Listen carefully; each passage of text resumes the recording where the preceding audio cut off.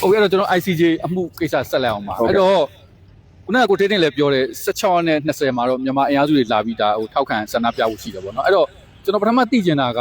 ဟိုပထမဆုံးဆို2019မှာစတယ်ဒီအမှုကြားနာတယ်နော်2020အခု2026ရောက်လာတာပေါ့အဲ့တော့အဲ့ဒီတုန်းကတော့ဟိုအခြေအနေက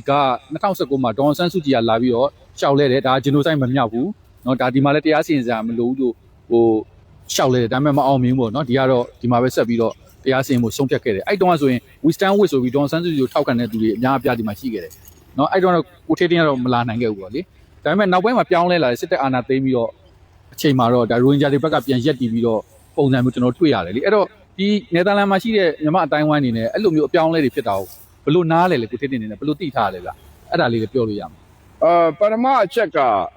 2019မှာစတင်ပြီးတော့လူမျိုးတုံးတပ်ဖြတ်မှုဖြစ်တယ်အဲ့ဒီအချိန်လုံးကလူတို့ကတင်မြောက်ထားတဲ့အမျိုးသားညီညွတ်ရေးအဖွဲ့ချုပ်ရဲ့ပါတီကနေပြီးတော့မှနိုင်ငံတော်ကိုအုပ်ချုပ်တဲ့အချိန်ဖြစ်ပါတယ်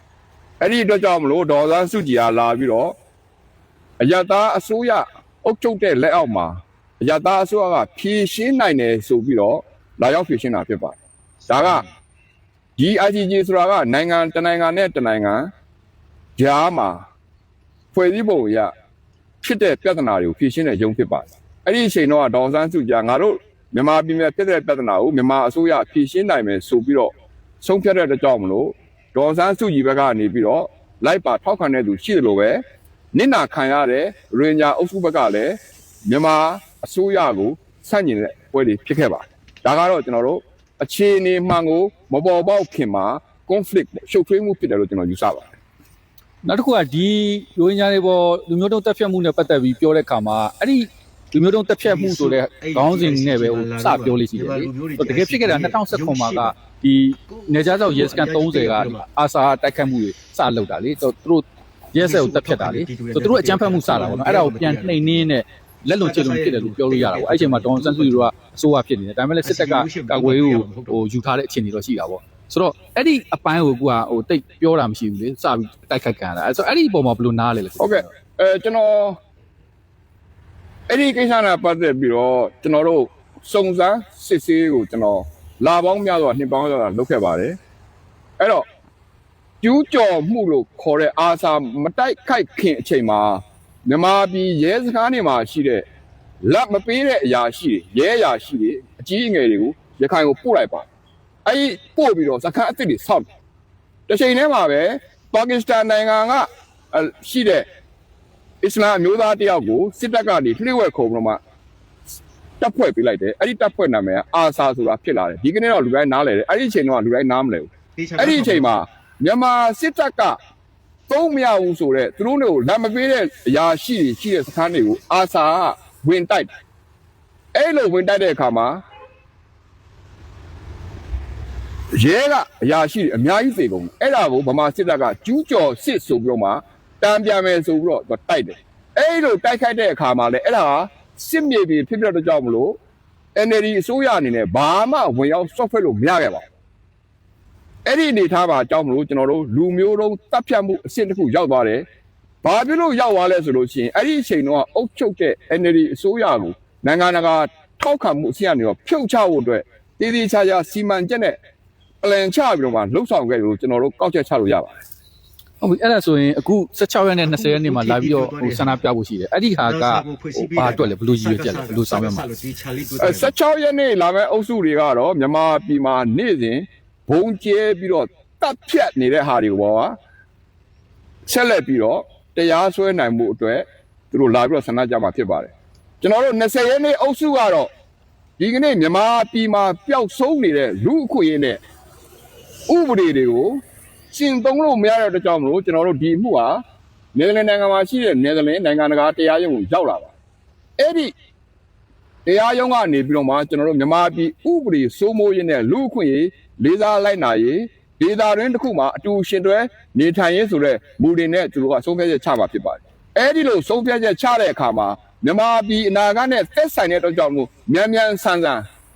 နော်စုံစမ်းလေးလာပြီးတော့ဆုံးဖြတ်ချက်ချပေးပါလို့ကျွန်တော်တို့ကလာရောက်ဖို့တောင်းဆိုကြမှာဖြစ်ပါတယ်ဒီနေ့မှာမေးစရာရှိတာတခုကဟိုအခုက ဒီမြန်မာနိုင်ငံကိုတရားစွဲဆိုတဲ့ကိစ္စပေါ့နော်ဆိုတော့တရားစွဲဆိုတဲ့ကိစ္စဂမ်ဘီယာဘက်ကနေနောက်ထပ်17နိုင်ငံတော့ပါလာတယ်ပြောတယ်ဆိုတော့မြန်မာဘက်ကလည်းဒါထုတ်ပြန်ပါတော့တကယ်လို့မြန်မာကဂျီနိုဆိုက်ကျူးလွန်နေဆိုပြီးဆုံးဖြတ်ကြရင်နိုင်ငံကိုဟိုဟာလောက်တာလေဒီစစ်တပ်အရာရှိကိုတဦးချင်းဆွဲတာမဟုတ်အဲ့တော့အဲ့အတွက်မြန်မာနိုင်ငံသူနိုင်ငံသားတွေရောနိုင်ငံရောဟိုဂုံတိတ်ခါကြာချင်းအမဲဆက်ဖြစ်စေမယ်လေဆိုအဲ့လိုဟာမျိုးကဖြစ်လာဖို့ရှိတယ်ဆိုအဲ့အတွက်ကိုရောဘယ်လိုနားလဲကိုထင်းနေတယ်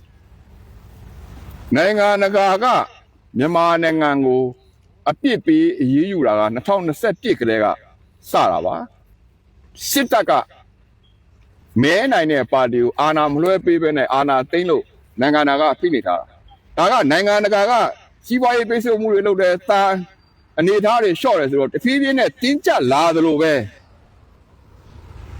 စစ်တပ်ကလည်းဗမာပြည်ကနေတိုင်းပုံကျဲနေတယ်အတိတ်ပဲကတော့မြန်မာပြည်သူပြည်သားတွေဟာ ICJ ကတရားရုံးကအမိန့်ချမှာမဟုတ်ဘူးအခုအမိန့်မချခင်9နှစ်အတွင်းမှာနေ့တိုင်းအနာဂတ်ပျောက်နေကြပါတယ်เนาะအဲ့တော့ကျွန်တော်တို့ကတော့သေလည်းမထူးနေလည်းမထူးဒီအချိန်တွေကတော့လူလူကတော့ခံနေရမှာပဲအဲ့ဒါတော့မို့ဘာမှမထူးကြလာပါဘူးကျွန်တော်တို့နောက်တစ်ခုမျှော်လင့်တာက ICJ ကဆုံးဖြတ်ချက်ချလို့ရိုဟင်ဂျာမှုကိုအနိုင်ပေးခဲ့မှဆိုလို့ရှိရင်နောက်တစ်ဆင့်ကကျွန်တော် ICC တက်ရမှာအဲ့ဒါကတော့လူသားမှုကျူးလွန်သူတွေကိုတရားစွဲပြီးတော့အပြစ်ပေးမဲ့လမ်းကြောင်းတစ်ပေါ်လာမှာပါအဲ့ဒီအနေထားရအောင်လဲကျွန်တော်တို့ဝိုင်းပြီးတော့ကြိုးစားကြမှာဖြစ်ပါတယ်အဲ့တော့ကိုထင်းထင်းတို့ community အနေနဲ့အခုဒီကတရားရုံးရဲ့ဆုံးဖြတ်ချက်ကိုဘယ်လိုမျိုးလိုချင်လဲဘယ်လိုမျှော်လင့်ထားလဲပါဘယ်လိုရလက်ထွက်ဖို့အမိန့်ချဖို့မျှော်လင့်ထားလဲကျွန်တော်တို့ကတော့မြန်မာပြည်မှာမရှိတဲ့เนาะစစ်တပ်ကဗိုလ်ချုပ်တွေလိုရာသုံးနေတဲ့ဥပဒေနဲ့ကျွန်တော်တို့ကလက်မခံဘူးကျွန်တော်တို့ကနိုင်ငံတကာကလက်ခံထားတဲ့အခြေခံလူအခွင့်အရေးပေါ်ကနေပြီးတော့မှအတူရှင်တွဲနေထိုင်မှုနဲ့ချမှတ်မဲ့တရားမျှတမှုကိုကျွန်တော်တောင်းဆိုတာပါအဲ့ဒီတရားမျှတမှုကိုကျွန်တော်တို့ဘာဆိုတာမပြောနိုင်ပေမဲ့ကျွန်တော်တို့ထက်တော်တဲ့တတ်တဲ့တရားသူကြီးတွေစီရင်တော်တရားနဲ့မြန်မာပြည်ကိုဘာလုပ်တင်ပါတယ်ဆိုတော့ဆုံးဖြတ်ချက်တွေထွက်လာမှာပါအဲ့ဒီအချက်ကိုကျွန်တော်တို့အမြန်ဆုံးဖတ်ဖို့အတွက်ညှော်နေပါတယ်အဲ့တော့နောက်ဆုံးအနေနဲ့ဒီနယ်သာလန်မှာအထိုင်ဗမာ activist တယောက်အနေနဲ့အခုဒီ ICJ မှာနောက်ဆုံးကြားနာတဲ့အမှုနဲ့ပတ်သက်ပြီးတော့မြန်မာနိုင်ငံပြည်သူပြည်သားတွေရောနောက်တစ်ချက်ကဘာမှရှိတဲ့မြန်မာအရေးဆောင်ရွက်သူတွေရောအားလုံးတော့ပေါ့နော်ကိုကပေးခြင်းတဲ့သတင်းစကားတစ်ခုချင်းပါတယ်ဒီကနေ့မြန်မာပြည်မှာလွတ်လပ်ရေးရတဲ့ဖြစ်လာတဲ့ပြည်တွင်းပဋိပက္ခတွေကိုလက်နက်နဲ့ဖြေရှင်းတဲ့အကျင့်ဇိုးကြီးဟာဒီနေ့နောက်ဆုံး2026တဲ့ထိပါနေတော့မယ်လက်နဲ့ကင်ပြီးတော့ဖြည့်ရှင်းတယ်လို့ပဲအဲ့ဒါကိုလည်းတံပြန်တဲ့အနေနဲ့အုပ်စုဖွဲ့ပြီးတော့ဖြည့်ရှင်းတဲ့အကျင့်စရိုက်လက္ခဏာတွေလည်းကျွန်တော်တွေ့နေရပါအဲ့ဒီအတွက်ကြောင့်ဗမာပြည်မှာစစ်တပ်ဘက်မှာရောအတိုက်ခံဘက်မှာရောမှန်ကန်တဲ့လမ်းကြောင်းမရှိတဲ့အတွက်ကြောင့်မလို့ပဋိပက္ခအသွင်တွေဖြစ်နေတယ်ငြိမ်းချမ်းမှုနဲ့ဝင်းနေရတယ်ကျွန်တော်ဒီနေရာကမြန်မာပြည်သူပြည်သားတွေကိုတိုက်တွန်းကျင်တာကဒေတာတွင်တစ်ခုမှာအတူရှင်တွဲနေထိုင်မှုဆိုတာကတော့တန်းတူညီမျှရေးတရားမျှတမှုရှိရေးဆိုတာကအခြေခံအဓိကကြပါတယ်အဲ့ဒါတွေကိုဥပဒေနဲ့အကောင့်တွေဖော်ဖို့လိုရတယ်ဒီကနေ့ ICJ တရားရုံးကပေးတဲ့သင်ခန်းစာကဘာလဲဆိုရင်ကျွန်တော်တို့မြန်မာနိုင်ငံသားတွေအားလုံးဟာဥပဒေအတိုင်းလိုက်နာဆောင်ရွက်ကြဖို့လိုရတယ်ရင်ပတ်ထဲမှာလူအခွင့်အရေးကိုရင်ပတ်ထဲကိုထည့်ပြီးတော့တူးနဲ့တူးနဲ့လူလိုဆက်ဆံကြဖို့ဆိုတာအရေးကြီးဆုံးပါအဲ့ဒါကြောင့်မလို့ကျွန်တော်တို့အတွေ့အခေါ်တွေအယူအဆတွေကိုအနာဂတ်ဗမာပြည်အတွက်ပြုပြင်ပြောင်းလဲကြပါလို့ကျွန်တော်ဒီနေရာကတိုက်တွန်းမေတ္တာရပ်ခံပါတယ်ကျေးဇူးတင်ပါတယ်ကို